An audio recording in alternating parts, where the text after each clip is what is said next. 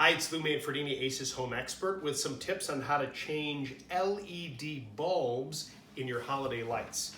Now, if you're like most of us, when you buy a new set of bulbs, you get these spare bulbs and you tend to throw these away. Don't do that, because even though the LEDs last a really long time, it is possible that a diode goes out or you step on one and break it.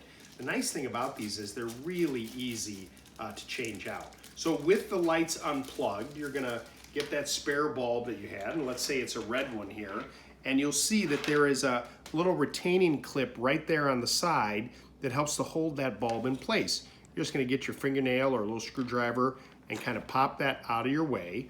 And then these, because they have a little cover on them, you wanna just gently kind of rock it back and forth. Don't just yank on it. You wanna slowly pull it out. And you'll see they've got little metal on each side to help make the contacts. Set that aside, and then you're gonna put that new one in, lining it up with that retaining clip, and you just push it right back in all the way and then clip it. Plug it back in and the lights should work. It's that simple. But remember, do this with the light strand unplugged and then plug it back in and enjoy.